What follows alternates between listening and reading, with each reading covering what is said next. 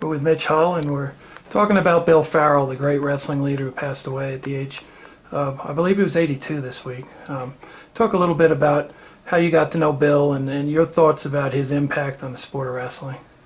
Well, the reality is I kind of first met Bill all the way back in 1976.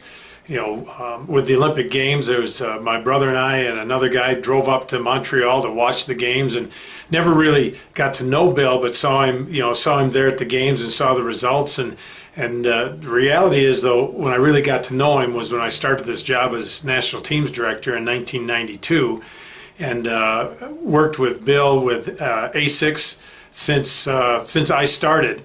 And when he was in charge of ASICS and TW Promotions, I probably talked to him every couple of weeks for 15 years. Normally the highlight of the day was talking to Bill, because he had such a wit about him. It was great to challenge him on the phone with some conversation.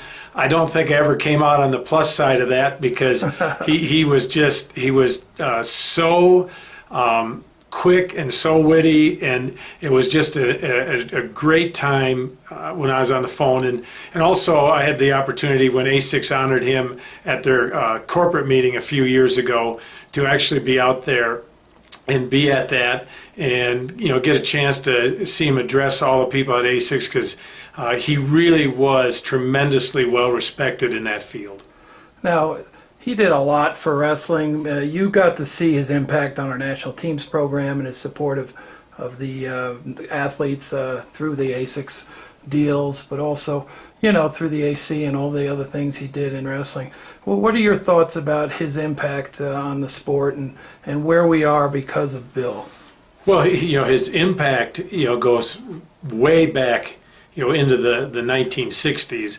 As a coach, as an athlete, and really more so as an innovator, because it wasn't just the ASICS. He was involved with Universal. He was involved, with the coaching. He was involved, with the health field as general, with mats and all of these things, and then really got ASICS in the market here in this country, and was right there at the beginning when it happened.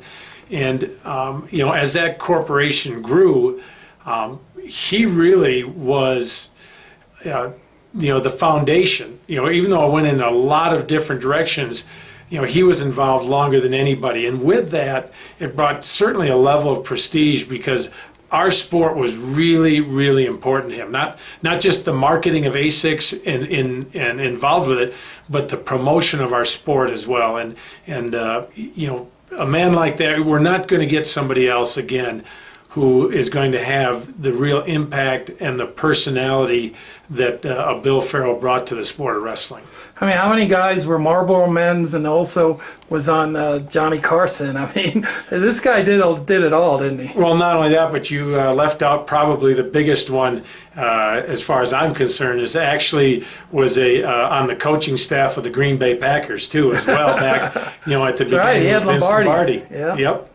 And that's something that most people have no idea about. They may have heard about, the picture of him as a Marlboro Man and him being on Johnny Carson, but to me, being a cheesehead myself and having him as one of the coaches of the Green Bay Packers is quite a treat.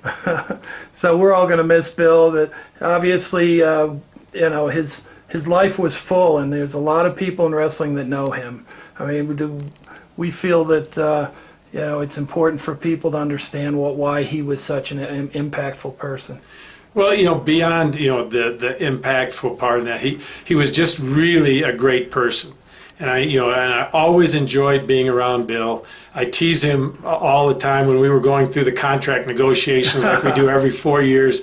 Back in the 1990s, he was the only man to ever hang up on me on the phone, and it was probably in the middle of the negotiations. I remember it well, because I can remember going to Jim Shear, our executive director at the time, and say, "Hey, Jim, Bill just hung up on me. I can't believe that." And then we talked the next day, and it was great. But Yeah, I teased him up to just a couple of years ago about that conversation. I'm sure he doesn't quite remember it, but that's something I'll never forget, because normally it's something witty that ended it. Instead, it was just a click on the other end. So, but the reality is I'll miss him a lot, and it was, it hit pretty hard.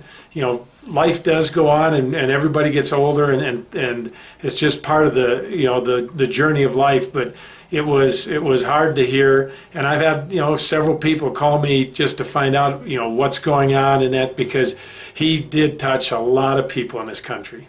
Thanks, Mitch.